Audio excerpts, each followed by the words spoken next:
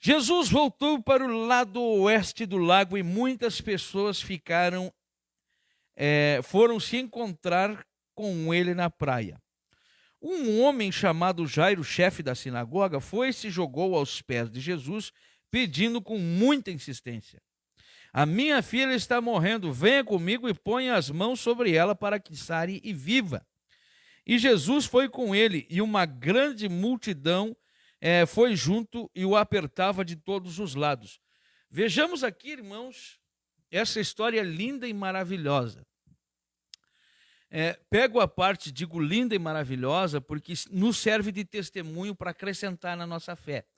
Claro que no momento da situação, quem está passando essa situação aqui, o pai, a família, né, não vão dizer que situação maravilhosa, nossa família está morrendo, nossa filha está morrendo, né? Jamais. Né?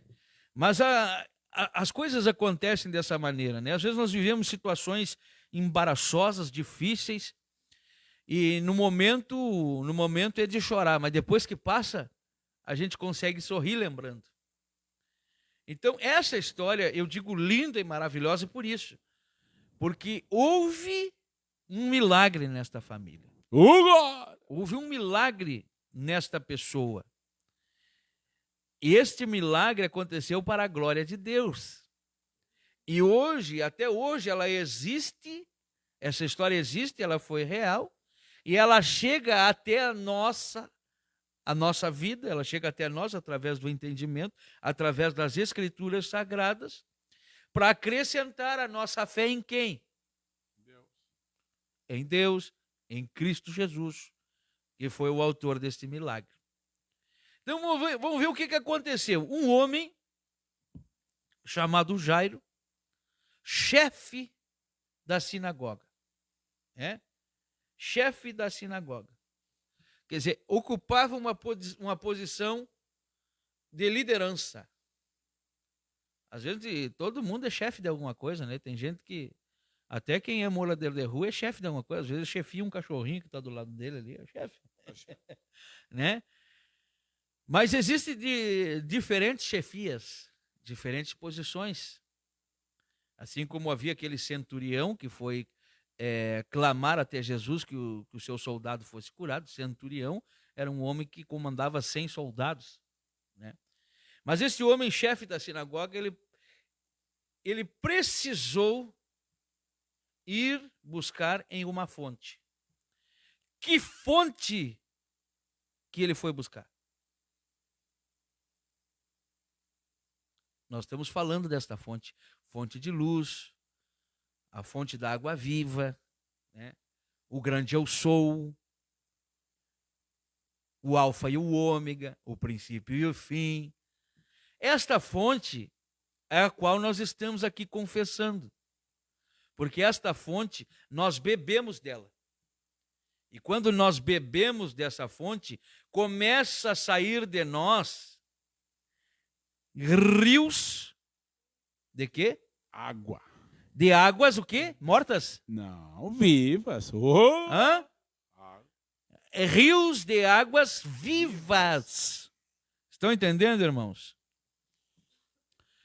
Por que a dona Terezinha, agora que testemunhou um milagre aí, ela olhou para nós e ligou para nós? Porque sabe que daqui não sai rios de água morta. Nós não emitimos rios vamos ser o contrário de vida, né? Nós não emitimos de nós morte. Nós emitimos de nós vida. Porque a vida está habitando dentro de nós. A vida entrou dentro de nós. Não só o sopro da vida, mas o autor da vida entrou em nós. Está vendo a diferença? Quando Cristo diz, né, vós sois minhas testemunhas, vós sois a luz do mundo, né? Vocês são o sal da terra, é porque de nós está saindo a virtude do Espírito de Deus. Então, este chefe da sinagoga, porque sinagoga era um lugar tipo uma igreja, Templo. um templo judaico, um templo judeu, né? Aonde ali eram pessoas conhecedores da lei. Só que Jesus e a lei farisaica ali, os judeus, estavam tendo um problema. Porque Jesus estava vindo e mostrando como é que a lei tinha que ser feita, com o poder da graça. E a lei não estava conseguindo se ajustar com Jesus, e por isso gerou um conflito. Mas nesse conflito você vê que um chefe da sinagoga, que com certeza ele saberia que ao buscar Jesus Cristo, ele iria arrumar inimizade com os religiosos da época. Porque ele, sendo uma autoridade, teria que se submeter, ou seja, se humilhar a quem os religiosos estavam dizendo ali que era um blasfemo. Jesus foi considerado pela religião um blasfemo, porque ele se denominou ser filho de Deus. E a religião não aceitou isso, né? Não, olha aqui que ele está falando aí. Como que ele pode? Nós conhecemos, ele é filho de José. Ele é filho de José. Ele é filho do José. O carpinteiro. Aí o cara enlouqueceu, agora vem dizer que é o filho do Deus vivo. E leu Isaías lá, diz que estava se cumprindo na vida dele. Então você vê, meus irmãos, que este homem, ele desce da sua posição. Ó, aqui está o segredo. Desce da sua posição e vai até o lugar certo. Você tem escutado que quem está aos pés de Jesus está no lugar mais alto que se pode chegar? Você nunca escutou isso? Você nunca escutou, né, que de joelho não caímos? Esse homem, ele desceu da postura de chefe, de líder, porque a situação de chefe, a situação religiosa que ele estava tendo, não resolveria a sua situação. E como ele viu que ali realmente tinha alguém que resolvia o problema das pessoas, porque com certeza ele já tinha escutado falar das curas que Jesus tinha feito. Com certeza ele já tinha escutado falar dos milagres que Jesus tinha feito. Só que agora, meus amigos, não é na vida dos outros. Agora é ali, ao vivo. Agora bateu na vida dele, na família dele, naquilo que ele mais amava. O que, no caso? A sua filha. Sua filha, né? Sua filha. Graças a Deus que o nosso amigo, nosso irmão Júlio Coronel, Dona Terezinha Coronel, são pessoas que já estão aos pés de Jesus. Então, para eles descer e se humilhar, não custa nada, porque eles já são ali um coração quebrantado, né? E não, o médico pode dar um diagnóstico, mas a assinatura final quem dá é o nosso Deus. Você vai ver nessa história quem dá a assinatura final. Então aquele homem, aquele chefe, vai até Jesus, né? Chefe da sinagoga foi e se jogou aos pés de Jesus. Quando eu me jogo aos pés de alguém, irmãos, irmã Odete, eu praticamente estou declarando assim que eu sou submisso àquela pessoa. Você vê que até na a lei canina, a lei dos cachorros, o cachorro que é líder, né? Aquele que não é, quando o cachorro líder chega, ele se abaixa, ele se coloca assim, se deita, até se vira de barriga para cima, assim, né? Ó, eu sou da paz, eu sei que vou respeitar aí, né? Mas veja que então esse homem se joga aos pés de Jesus, mesmo ele sendo um chefe da sinagoga, conhecedor da lei. E quando ele se joga aos pés de Jesus, nós entendemos aquela palavra que está escrita em um salmo, que Deus jamais despreza um coração contrito e aquebrantado. E o quê? Aquebrantado. Contrito e aquebrantado. E quebrantado. Eu te pergunto, meus irmãos, Será que não está precisando você fazer isso na sua vida? Sair da sua posição que você ocupa? Não, mas imagina se eu for na igreja, e quantas vezes eu falei mal da igreja? Imagina se eu for na igreja, meu pai e minha mãe, que são de outra religião. Imagina se me verem eu falando de Jesus Cristo, que aqui na minha família diz que esses crentes são tudo louco. Imagina eu ter que ir no lugar onde eu joguei pedra. Mas às vezes as coisas acontecem desta maneira mesmo. Eu não sei se Jairo, ele batia contra Jesus. Não tem esta referência aqui. Mas geralmente, aqueles que viviam na sinagoga, eles eram cumpridores da lei. Se alguém se demonstrar-se contra a lei, eles iriam contra. Então, eu deduzo que Jairo tinha os seus contra Jesus. Mas acontece que agora a situação é desesperadora.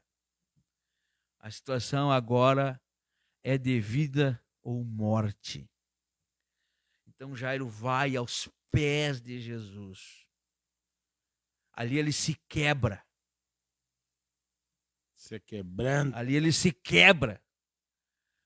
Ali ele desceu da posição dele de status. E você imagina, porque havia uma multidão, dona Fátima. Havia uma multidão aonde Jesus estava. Então Jairo vai ali e se quebra. Se joga aos pés de Jesus. Imagina ele pensando, se ele fosse pensar assim, pá, todo esse pessoal aqui me conhece. As roupas que eu visto, o meu dia a dia na sinagoga, sabe que eu sou um líder, agora vão me ver me jogando aos pés desse homem aqui, que é considerado um blasfemo. Tentem se colocar nessa situação. Mas ele se joga aos pés de Jesus. E aqui está escrito na consequência no versículo 23, pedindo com muita insistência. Ele não só se jogou aos pés de Jesus, ele clamou, ele pediu e ele insistiu. Nós temos falado aqui, eu acho que foi o Miguel que deu a referência aqui, né? Clama a mim e responder-te-ei. E é a Bíblia que nos dá esse amparo. Lembrem do cego Bartimeu? Jesus, filho de Davi, tem misericórdia de mim. Fica quieto, está incomodando. Mais ele gritava. Até que Jesus para e manda aqueles que estavam mandando ele parar de gritar e ir lá buscar ele. Vocês vão aprender que quem clama a mim, um coração contrito e quebrantado, eu jamais desprezo. Eu jamais viro as costas. O nosso Deus é um Deus pronto para ouvir, pronto para socorrer. Aquele coração que clama, que chama por Ele. Assim como nós chamamos na oração ali, quando a irmã Terezinha pediu, né? Minha filha está entubada, está na situação de vida ou morte. Nós clamamos, nós pedimos, Senhor, nos escuta a nossa oração. Irmãos, esse homem se jogou aos pés e pedia com muita insistência. Então você vê esse passo que eu quero mostrar para vocês. Às vezes você consegue descer do seu nível, do seu eu, né? Ir até os pés de Jesus, mas ainda tem outro procedimento aqui que ele nos deixa como exemplo. O que ele faz? Ele clama, ele insiste. Não tem uma música interessante que diz: bate na porta até abrir, volte a insistir, Deus está vendo. A noite passa, vem a aurora, o sol lá fora está nascendo. Eu quero dizer para ti, Odete, eu quero dizer para ti, Maria, João, Pedro, Inácio, Mário, seja qual for o teu nome, que está diante de ti um poder que de repente você ainda não acessou ele. Aleluia! Não provou desta água. De repente você não provou desta fonte. De repente você está dizendo, olha, eles estão dizendo que tem uma fonte ali, eu sei que existe uma fonte, mas e quando você vai beber desta fonte? Só viu falar, só conhece ouço por falar. informação, só por Hã? informação. Mas este homem, por isso que eu digo esta história linda e maravilhosa, por quê? Porque este homem está nos dando um exemplo que nós temos que seguir. Nós temos que descer do nosso pedestal, que às vezes o nosso eu está ali, né? Eu não preciso, eu consigo, eu posso. Eu sou o chefe, eu tenho aqui a capa, eu estou cheio de título, né? Eu tenho aqui as condecorações e eu me curvar, eu descer. A escolha é sua. Mas esse homem nos deixa como exemplo que ele se quebrantou, ele desceu do seu pedestal, ele se humilhou. Ele se humilhou, sem se preocupar com o que as pessoas iam falar. Olha, sabe o que eu me lembro aqui, pastora Bárbara? Sabe o que eu me lembro aqui, nosso pastor Miguel? Hugo! Que muitas vezes as pessoas vão na igreja e não sentem a presença de Deus, sabe por quê? Porque estão preocupados com o que as pessoas do lado vão pensar dela. Se ela vai dar um glória a Deus forte, se ela vai chorar, se ela não vai chorar, não, o que vão pensar de mim se eu derramar uma lágrima? Eu sou forte, né? Eu sou o chefe, eu sou isso, eu sou aquilo. Enquanto você ser esse tipo de pessoa que eu sou isso e sou aquilo, você não vai conseguir sentir a presença de Deus. Porque a presença de Deus vai sentir aqueles corações humildes, os simples como a pomba. Aqueles que se humilham, se quebrantam diante do Senhor. Mas esse homem nos deu esse exemplo. Ele desceu do seu pedestal. E ele se quebrantou perante aos pés de Jesus e não se importou com o que estava na volta. E ele clamou com insistência. Vemos ali no outro versículo, o que ele clamou? A minha filha está morrendo, venha comigo e ponha as mãos sobre ela para que sare e viva. Ele sabia para quem ele estava pedindo. Ele sabia. Eu faço uma pergunta para você. Para quem você tem pedido ajuda? Eu pedi ajuda para muitas pessoas, eu pedi ajuda para muitas imagens, eu pedi ajuda para muitos nomes aí, considerados milagreiros. Mas esse homem estava na fonte certa. Ula! E esta fonte certa que nós queremos que você vá esta noite. A minha filha está morrendo. Talvez o teu caso não seja a filha em si, mas os teus sonhos que estão morrendo.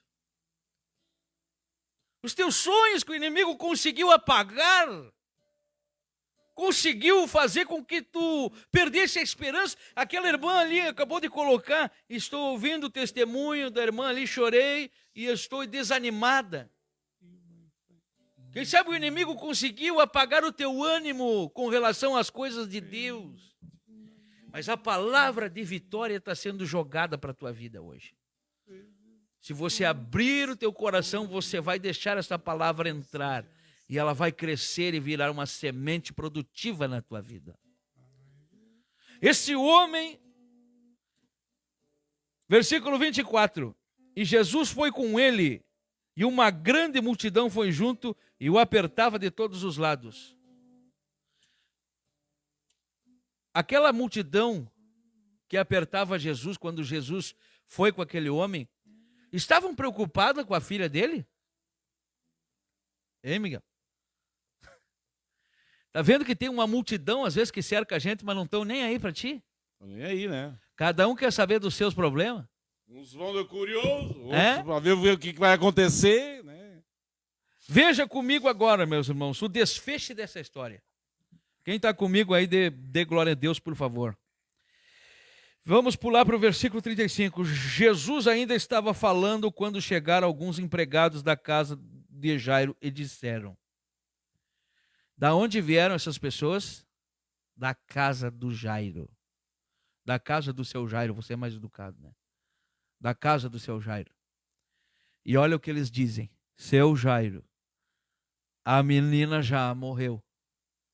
Não aborreça mais o mestre. Talvez seja essa a palavra que as pessoas que estão na nossa volta têm a respeito de nós, né? Não vai dar mais certo, não tem, nem tenta. Tu não nasceu para isso, não vai dar certo. Tem pessoas que têm o poder da fonte da morte dentro de si, que quando elas vão dar uma palavra, elas dão uma palavra de derrota para você. Sim ou não? Sim ou não?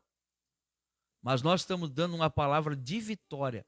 Nós estamos dizendo que você vai conquistar, que você vai conseguir, que o mal vai cair por terra e você vai prevalecer em nome de Jesus. Você vai glorificar a sua vitória para honras e glórias do Senhor Jesus. Assim como a medicina estava dizendo ali no caso da irmã Deise Coronel, que estava difícil, que eles não sabiam o que fazer, nós demos a palavra de autoridade no mundo espiritual.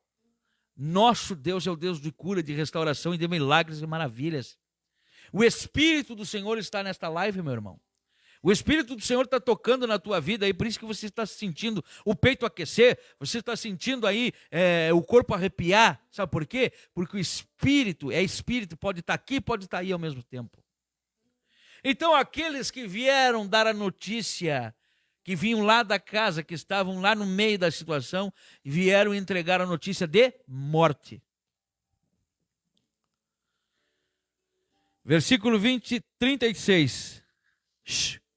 Mas Jesus não se importou com a notícia e disse a Jairo: não tenha medo, tenha fé.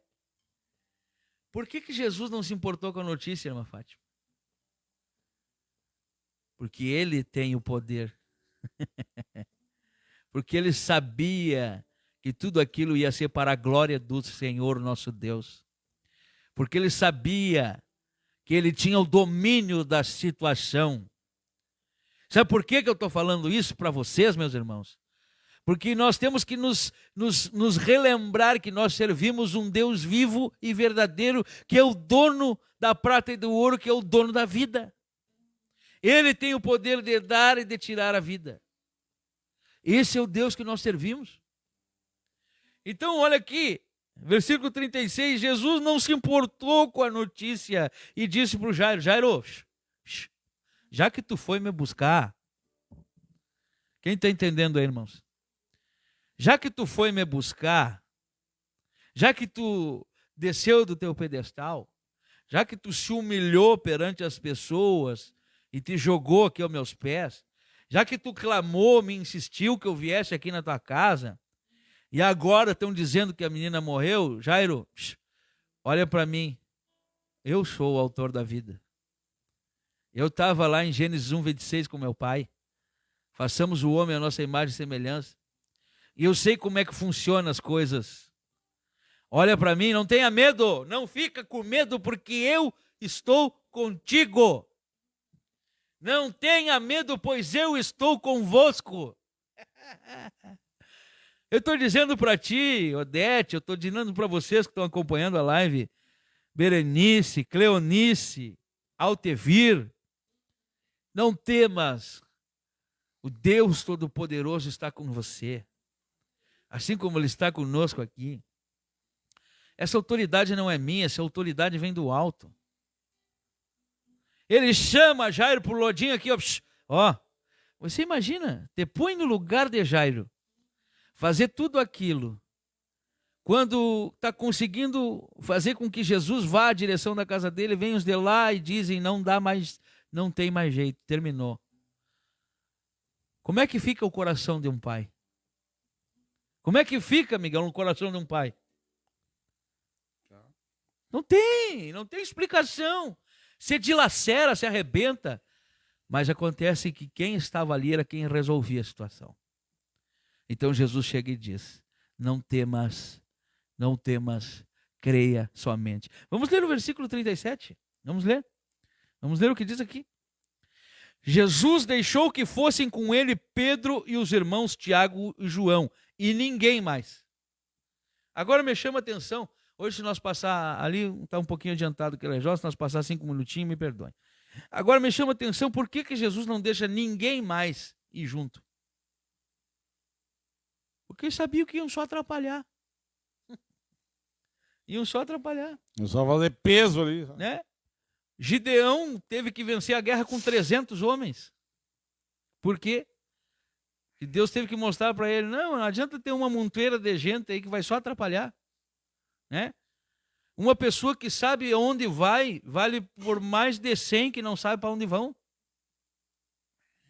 Então, não é a quantidade, é a qualidade da coisa. Jesus, olha aqui, ó, Jesus deixou que fosse com ele Pedro e os irmãos Tiago e João, e ninguém mais. Por quê? Porque ele sabia que os demais iriam só dar, dizer não, né? Iam acabar impedindo, talvez, a bênção total de acontecer.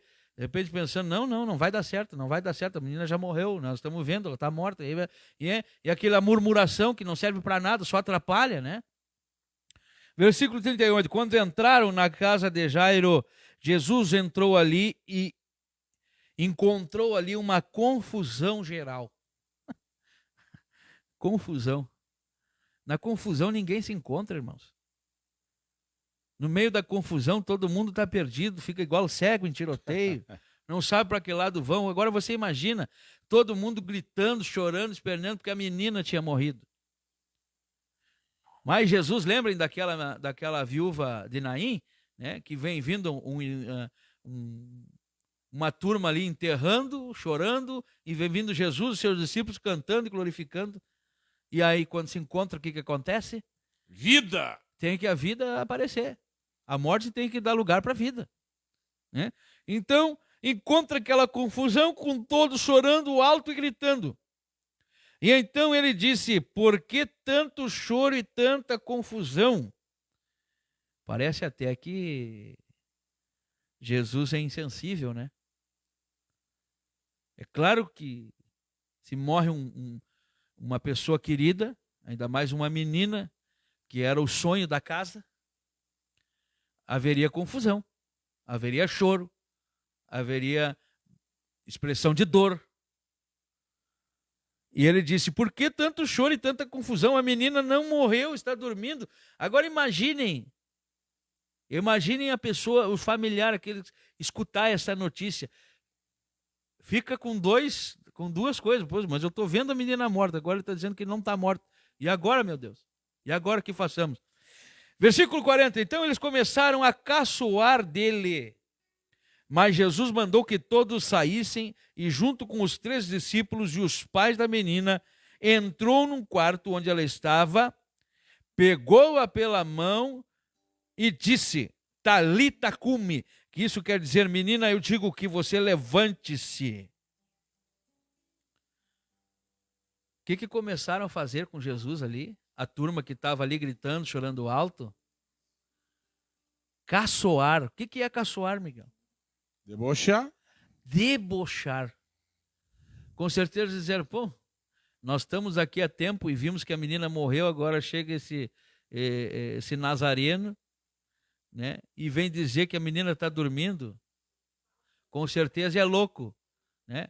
Ou de repente, não dita aqui, mas de repente algum podia estar tão tomado ali de raiva que podia ter até pensado em agredir Jesus, né?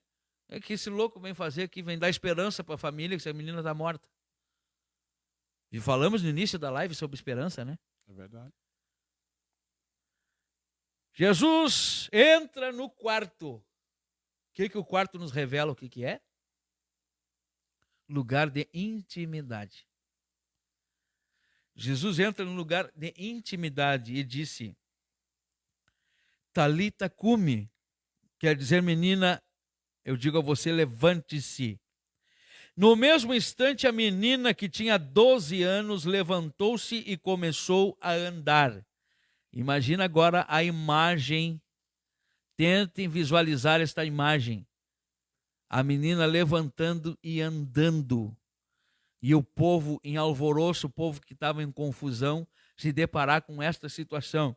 E todos ficaram muito admirados. E então Jesus ordenou que de jeito nenhum espalhassem a notícia dessa cura e mandou que dessem comida à menina. Irmãos, encerramos aqui por causa do horário, mas eu quero deixar para você essa palavra, que existe esperança, mesmo que você não esteja enxergando ela. Existe uma saída, mesmo que você não esteja enxergando ela. Existe alguém que é o dono da vida, que é o qual nós estamos falando aqui essa noite, que pode achar uma solução para o teu problema, que pode te dar um norte que você não achou ainda, que pode abrir uma porta onde não existe, pois foi isso que aconteceu comigo. E eu estou aqui para testemunhar. Hoje escutamos mais um testemunho ali que os médicos não sabiam o que dizer, como é que aconteceu. Mas o que acontece é que o clamor, o coração contrito e quebrantado se derramou aos pés do Senhor Jesus. A intercessão aconteceu e o milagre apareceu. Você pode hoje receber o teu milagre, irmão. Você pode hoje abandonar esse caminho errado, esse sentimento de solidão. Jesus levou sobre si nossas dores e enfermidades. E essa palavra precisa entrar no teu coração hoje. Você precisa descer do teu pedestal. Você tem que se humilhar, você tem que se quebrantar, você tem que pedir com insistência. E quando você está pedindo, está buscando a Deus, que vem aquela palavra contrária, que muitas vezes são usados pelo inimigo, você precisa olhar para Jesus, o autor e consumador da fé. Pedro, quando começou a olhar para as ondas, pela tempestade, começou a afundar, mas Cristo disse: olhe para mim. Aquele aleijado que estava na Porta Formosa precisou que os discípulos cheios do Espírito Santo dissessem: olhem para nós. Você precisa ter o seu olhar para a fonte de luz, aonde as trevas desaparecem. E nós levantamos a nossa voz hoje para declarar que essa escuridão, que essa treva, que esse desânimo, que essa dor, que esse espírito imundo vai cair por terra no nome do Senhor Jesus Cristo. Nós erguemos a nossa voz com autoridade do mundo espiritual, declarando que uma porta vai se abrir para a sua vida. Que você estar acompanhando essa live não é uma coincidência, mas uma cristocidência, pois Deus te ama e entregou a sua vida por amor a ti. Vamos orar, meus irmãos, vamos orar, crendo na vitória que vem do alto. Deus, meu Pai, soberano Deus, nós clamamos Aleluia. a Ti, Senhor, porque nós reconhecemos que a Tua vitória é chegada a nós. Nós reconhecemos que o Teu Espírito Santo está no nosso meio, e é Ele que nos enche com essa autoridade, que dissipa todas as trevas, que faz cair os muros. Espírito Santo, Espírito de luz, vá de contra esta pessoa que está agora, Senhor, enferma. Vá de contra esta pessoa que está desanimada, essa pessoa que tem sido vítima de ciúmes, de inveja, de macumbaria, de feitiçaria, de obras de voodoo. Aonde estiver o nome desta pessoa, Senhor, numa obra oculta, vá agora com o teu espírito de poder, com o teu anjo com uma espada desembainhada, e queima todo esse mal em nome de Jesus, Pai. Sacode esta pessoa que está, Senhor, parada, impulsiona ela com o teu Espírito, faça com que ela encontre, Senhor, essa direção que tu tem para elas. E em nome de Jesus, essas pessoas que vão tomar a decisão agora de entregar a vida para ti, que elas sejam abraçadas pelo teu Espírito, pelo teu poder, sejam tocadas do alto da cabeça à planta dos pés.